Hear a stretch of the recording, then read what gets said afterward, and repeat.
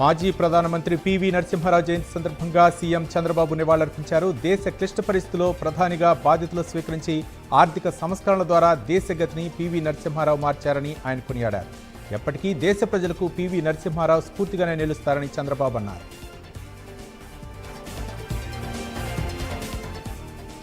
తూర్పుగోదావరి జిల్లా అనపర్తిలో వైసీపీకి భారీ షాక్ తగిలింది. అనపర్తి ఎంపీపీ, వైఎస్ ఎంపీపీ నలుగురు ఎంపీటీసీలో టీడీపీలో చేరారు. వారికి గాజువాక ఎమ్మెల్యే పల్లా శ్రీనివాసరావు పార్టీ కండువా కప్పి టీడీపీలోకి ఆహ్వానించారు. మద్యం కుంభకోణం కేసులో వైసీపీ నేత చెవిరెడ్డి మోహిత్ రెడ్డికి హైకోర్టులో చొక్కెదురైంది. సిఐడి తనపై నమోదు చేసిన కేసును కొట్టివేయాలని చెవిరెడ్డి మోహిత్ రెడ్డి కోర్టును కోరారు. దీనిపై మధ్యంతర ఉత్తర్వులు ఇచ్చేందుకు హైకోర్టు నిరాకరించింది. కింది కోర్టులో తమ వాదనలు వినిపించాలని సూచించింది. మాజీ మంత్రి కాకానికి ఓ కేసులో కోర్టు బెయిల్ మంజూరు చేయగా మరో కేసులో రిమాండ్ విధించింది. మరొక కేసులో ఆయన్ను 2 రోజుల పాటు పోలీస్ కస్టడీకి అనుమతిస్తూ మెజిస్ట్రేట్ ఉత్తర్వులు జారీ చేసింది. పనుపూరు చెరువులో మట్టి తవ్వి లేఅవుట్లకు విక్రయించిన కేసులో నెల్లూరు 4వ అదనపు మెజిస్ట్రేట్ 14 రోజుల రిమాండ్ విధించారు. గత వైసీపీ ప్రభుత్వం లక్షల టన్నుల చెత్తను కూటమి ప్రభుత్వానికి ఇచ్చి వెళ్లిందని కాకినాడ రూరల్ ఎమ్మెల్యే పంతం నానాజీ ఎద్దేవా చేశారు. కడపలో సీఎం రిలీఫ్ ఫండ్ చెక్కులను పంపిణీ చేసిన ఎమ్మెల్యే రాష్ట్రంలో పేరుకుపోయిన చెత్త సమస్య పరిష్కారానికి కూటమి ప్రభుత్వం చర్యలు చేపట్టిందని తెలిపారు.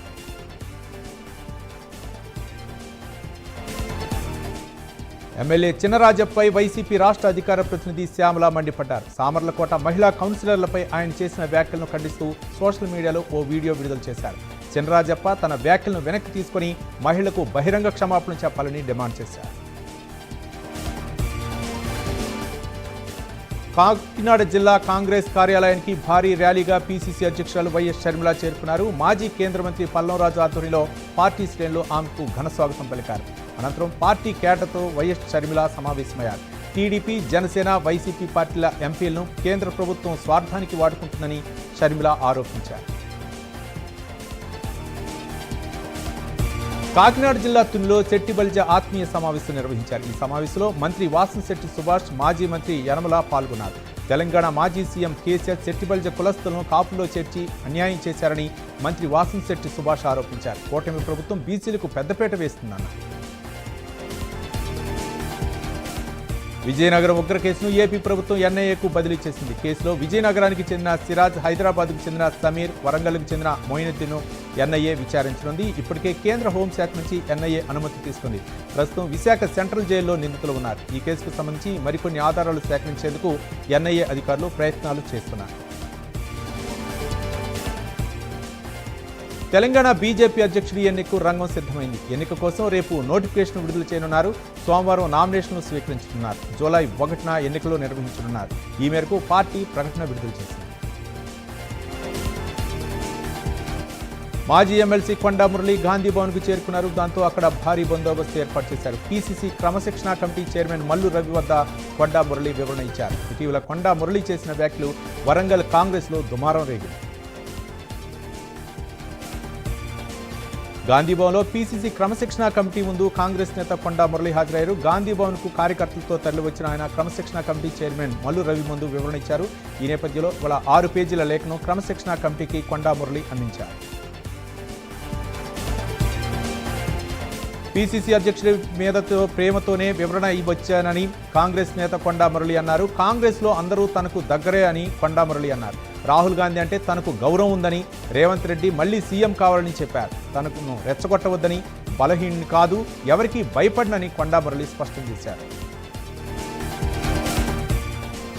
హైదరాబాద్లో జూబ్లీహిల్స్ ఉప ఎన్నికపై బీఆర్ఎస్ ప్రత్యేక దృష్టి పెట్టింది. సిట్టింగ్ ఎమ్మెల్యే మాగంటి గోపీనాథ్ మృతితో జూబ్లీహిల్స్లో ఉప ఎన్నిక అనివార్యమైంది. దీంతో ఇప్పటికే నియోజకవర్గంలో పార్టీ పరిస్థితిపై సర్వేలు నిర్వహిస్తోంది. మరోవైపు టికెట్ ఎవరికి ఇస్తారన్న దానిపై బీఆర్ఎస్ వర్గాల్లో చర్చ జరుగుతోంది. ఫోన్ ట్యాపింగ్ కేసులో ఎమ్మెల్సీ కవిత పిఏకు సిట్ అధికారులు నోటీసులు ఇచ్చారు. అలాగే పలువురు బీఆర్ఎస్ నేతలకు కూడా సిట్ నోటీసులు ఇచ్చింది. ప్రణీత్రావు ఫోన్లో పలు రికార్డింగ్లు బయటపడగా వాటి ఆధారంగా సిట్ అధికారులు ట్యాంపింగ్ బాధితుల వాంగ్మూలం తీసుకుంటున్నారు. తెలంగాణలో బీసీలకు 42% రిజర్వేషన్లు కల్పించేందుకు కేంద్రం సహకరించాలని కేంద్ర మంత్రి రామ్దాస్ అథవల్లిను ఎమ్మెల్సీ కవిత కోరారు. తెలంగాణ పంపించిన బిల్లును రాష్ట్రపతికి పంపి ఆమోదించేలా చూడాలన్నారు.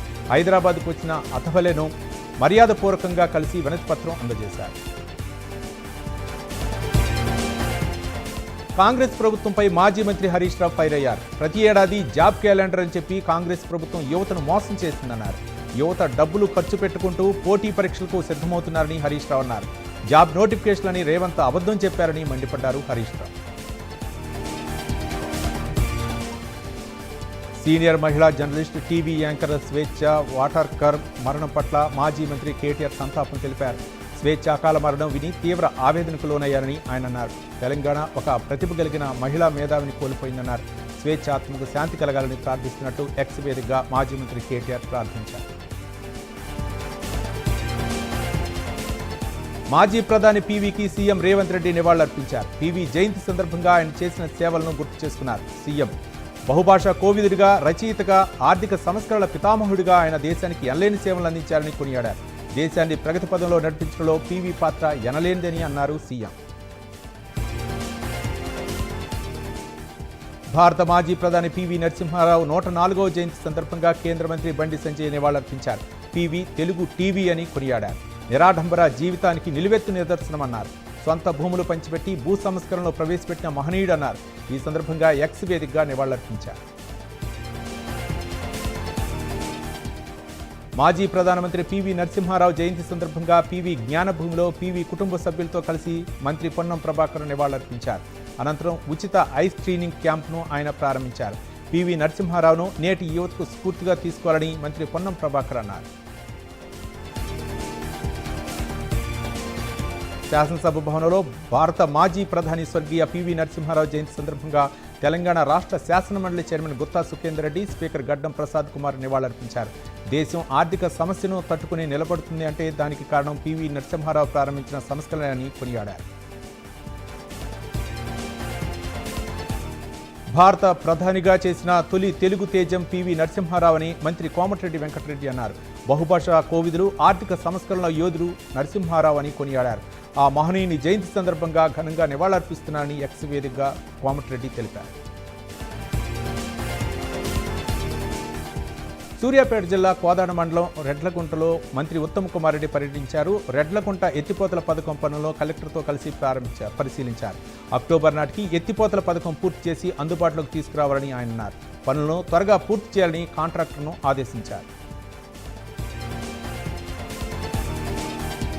తెలంగాణ రాష్ట్ర వ్యాప్తంగా ఆపరేషన్ ముస్కార్ను నిర్వహించనున్నట్లు అడిషనల్ డీజీపీ చారు సిన్హా తెలిపారు. అనాథలైన, అక్రమ రవాణా చేయబడుతున్న పిల్లలను గుర్తించి రక్షించి వారికి పునరావాసం కల్పించడమే లక్ష్యంగా భారత ప్రభుత్వ హోంమంత్రిత్వ శాఖ ఆపరేషన్ ముస్కార్ X1 చేపట్టిందన్నారు. జూలై 1 నుంచి జూలై 31 వరకు ఆపరేషన్ ముస్కార్ను నిర్వహించనున్నారు. మెదక్ జిల్లా ఇన్ఛార్జి మంత్రి వివేక్ వెంకటస్వామిని పటాన్చెరు నియోజకవర్గ కాంగ్రెస్ పార్టీ ఇన్ఛార్జి కాటా శ్రీనివాస్ గౌడ్ కలిశారు. హైదరాబాద్ స్వామాజీగూడలో ఆయన అనుచరులతో కలిసి మర్యాదపూర్వకంగా కలిశారు. కాకినాడ జిల్లా పెద్దాపురంలో ట్యాబ్ల పంపిణీ కార్యక్రమం నిర్వహించారు. ఈ కార్యక్రమానికి ముఖ్య అతిథిగా MLA Nimmakayala Chinarajappa, DCCB chairman Tummala బాబు హాజరై 43 మంది సిఆర్పీఎల్కు ట్యాబ్లను పంపిణీ చేశారు. మహిళలు ఆర్థికంగా ఎదిగేందుకు డ్వాక్రా సంఘాలు దోహదపడతాయని నిమ్మకాయల చినరాజప్ప అన్నారు. సింహాచలం నరసింహస్వామిని మంత్రి పార్థసారథి దర్శించుకున్నారు. వేడ మండప ప్రదక్షిణగా గావించిన అంతరాలయంలో స్వామివారిని దర్శించుకున్నారు. దర్శనం అనంతరం వేద పండితులు వేదాశీర్వచనం అందించగా ఆలయ అధికారులు స్వామివారి చిత్రపటాన్ని, ప్రసాదాన్ని అందజేశారు. శ్రీశైలం మల్లన్న ఆలయంలో ఉభయ ఆలయాల హుండీ లెక్కింపు నిర్వహించారు. శ్రీశైలం మల్లన్న దేవస్థానానికి 4,78,54,875 రూపాయల నగదు రాబడగా దేవస్థానం అధికారులు తెలిపారు. ఈ హుండీ లెక్కింపులో నగదుతో పాటు వివిధ దేశాల విదేశీ కరెన్సీ కూడా లభించిందన్నారు. ఆదిలాబాద్ జిల్లా నేరేడిగొండ మండలంలోని కుంటాల జలపాతం నీటితో పరవళ్లు తొక్కుతోంది. 2 రోజుల క్రిందట వరకు నీరు లేక వెలవెలబోయిన ఈ వాటర్ ఫాల్ ఎగువ ప్రాంతాల్లో కురుస్తున్న వర్షాలతో కడియం నదికి వరద నీరు చేరుతోంది. దీంతో కుంటాల జలపాతం జలకళను సంతరించుకుంది. దీంతో జలపాతం అందాలను తిలకించేందుకు పర్యాటకులు భారీగా తరలివస్తున్నారు. జోరాల ప్రాజెక్టు క్రస్ట్ గేట్లు మరమ్మతులు ఏళ్ల తరబడి సాగుతున్నాయి. ప్రాజెక్టులోని 9, 12వ క్రస్ట్ గేటు రూప్స్ తెగిపోగా మరమ్మత్తు పనుల కోసం 11,40,00,000 రూపాయలతో స్వప్న కన్స్ట్రక్షన్ టెండర్ దక్కించుకుంది. తరచూ గ్యాంటీ క్రెయిన్తోలి మోటార్లు కాలిపోవటం, వేడెక్కడం, క్రెయిన్ కదలకపోవటం వంటి కారణాలతో గేట్ల మరమ్మతులు ఆలస్యం అవుతున్నాయి. ప్రైమ్ 9 ఎఫెక్ట్తో విశాఖలో వాటర్ ఎమర్జెన్సీకి ఎండపడింది. కార్మికుల నేతల సమ్మె విరమించడంతో 30 గంటల ఉత్కంఠకు తెరపడింది. మేయర్తో జరిగిన చర్చలు సఫలం కావడంతో కార్మికులు సమ్మె విరమించారు. చర్చలు సఫలం కావడంతో కార్మికులు విధులకు హాజరై వాటర్ సప్లై చేశారు. ఓ పార్కును కబ్జా చేశారని ఫిర్యాదు చేసిన 3 గంటల్లోనే సమస్యకు హైడ్రా పరిష్కారం చూపింది. కుత్బుల్లాపూర్ మున్సిపాలిటీలోని జీడిమెట్లలోని రుక్మిణి ఎస్టేట్కు చెందిన ఓ పార్కును కొందరు వ్యక్తులు కబ్జా చేశారు. హైడ్రా కమిషనర్ రంగనాథ్కు మధ్యాహ్నం ఫిర్యాదు రాగా సాయంత్రానికి హైడ్రా అధికారులు రంగంలోకి దిగి ఆక్రమణను తొలగించారు. అనంతపురం జిల్లా తాడిపత్రిలో మరోసారి టెన్షన్ వాతావరణం నెలకొంది. మాజీ ఎమ్మెల్యే కేతిరెడ్డి పెద్దారెడ్డి ఇంటికి మున్సిపల్ అధికారులు వచ్చారు. మున్సిపల్ స్థలాన్ని ఆక్రమించారని ఆరోపణలు రావడంతో ఆయన నివాసాన్ని కొలతలు తీసుకున్నారు. ముందస్తు చర్యల్లో భాగంగా పోలీసులు భారీగా మోహరించారు. జీహెచ్ఎంసీ ప్రధాన కార్యాలయం ముందు బీఆర్ఎస్ పార్టీ నేతలు ఆందోళనకు దిగారు. బీఆర్ఎస్ ప్రభుత్వ హయాంలో ఏర్పాటు చేసిన అన్నపూర్ణ క్యాంటీన్ల పేరును ఇందిరా క్యాంటీన్లుగా పేరు పెట్టాలన్న ప్రభుత్వ నిర్ణయానికి వ్యతిరేకంగా నిరసన చేపట్టారు. పేరు మార్పు వెనక్కి తీసుకోకపోతే పెద్ద ఎత్తున ఆందోళన చేస్తామని మాజీ మంత్రి తలసాని శ్రీనివాస్ యాదవ్ హెచ్చరించారు. మెదక్ జిల్లా నర్సాపూర్ మున్సిపాలిటీలోని వార్డును కలెక్టర్ రాహుల్ రాజ్ ఆకస్మికంగా తనిఖీ చేశారు. పరిసరాలను శుభ్రంగా ఉంచుకోవాలని ప్రజలకు సూచించారు. అలాగే ప్లాస్టిక్ వాడకూడదని ఎక్కువగా ప్రచారం చేయాలని మున్సిపల్ సిబ్బందికి ఆదేశించారు. విద్యార్థుల పట్ల ఉపాధ్యాయుడు అసభ్యంగా ప్రవర్తించిన సంఘటన ఆలస్యంగా వెలుగులోకి వచ్చింది. కడప జిల్లా జంగాలపల్లి ప్రభుత్వ ఉన్నత పాఠశాలలో హిందీ ఉపాధ్యాయుడు మస్తాన్ విద్యార్థినుల పట్ల అసభ్యంగా ప్రవర్తించారని విద్యార్థుల తల్లిదండ్రులు ఆరోపించారు. ఉపాధ్యాయుడిపై అనేక ఆరోపణలు కూడా ఉన్నాయని, ముఖ్యంగా పాఠశాలకు మద్యం సేవించి వచ్చేవాడని ఆగ్రహం వ్యక్తం చేశారు. కర్నూలు డీఈఓ నిర్వహించిన ప్రైవేట్ స్కూల్స్ మీటింగ్లో రచ్చరచ్చ అయింది. ప్రైవేటు పాఠశాలకు వత్తాసు పలుకుతూ విద్యార్థి సంఘాలపై కర్నూలు ఎంఈఓ దురుసుగా మాట్లాడారు. దీంతో ఎంఈఓ విద్యార్థి సంఘాల మధ్య తీవ్ర వాగ్వాదం చోటు చేసుకోవడంతో డీఈఓ అదుపు చేసి మీటింగ్ను నిలిపివేశారు.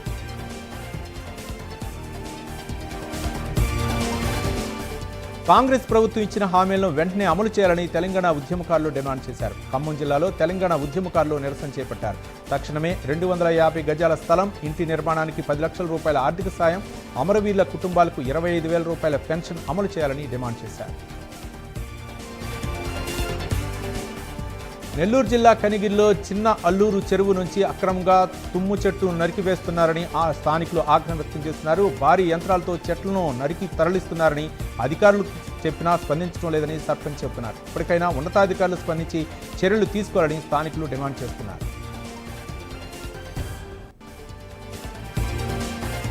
జగిత్యాల జిల్లా బుగ్గారలో 199 మంది లబ్ధిదారులకు మంత్రి అడ్లూరి లక్ష్మణ్ కుమార్ ఇందిరమిళ్ల మంజూరు పత్రాలను పంపిణీ చేశారు. ప్రతి పేదింటి వారి సొంతింటి కలను నెరవేర్చడమే కాంగ్రెస్ ప్రభుత్వ లక్ష్యమని మంత్రి అడ్లూరి లక్ష్మణ్ కుమార్ అన్నారు. ఈ కార్యక్రమంలో ప్రజలు, కాంగ్రెస్ పార్టీ నాయకులు, కార్యకర్తలు పాల్గొన్నారు.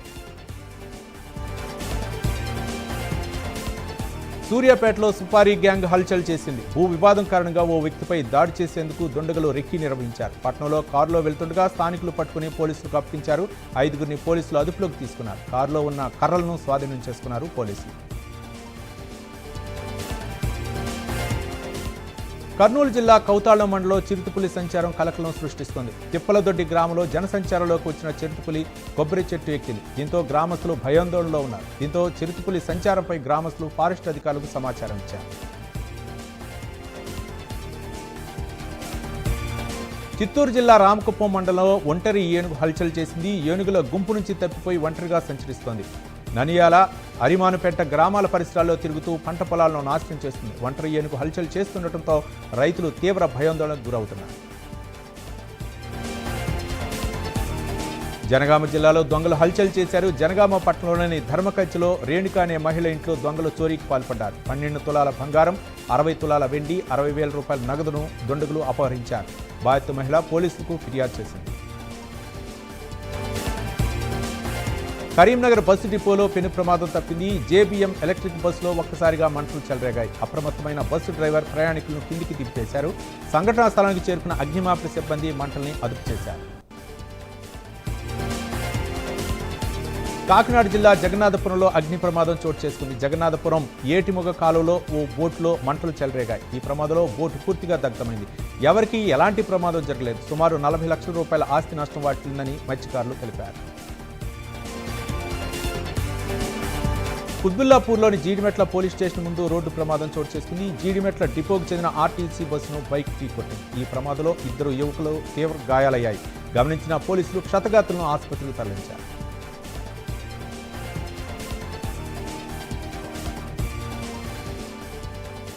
హనుమకొండ జిల్లా ధర్మసాగర్ మండలం తాటికాయల గ్రామంలో మానవీయ ఘటన జరిగింది.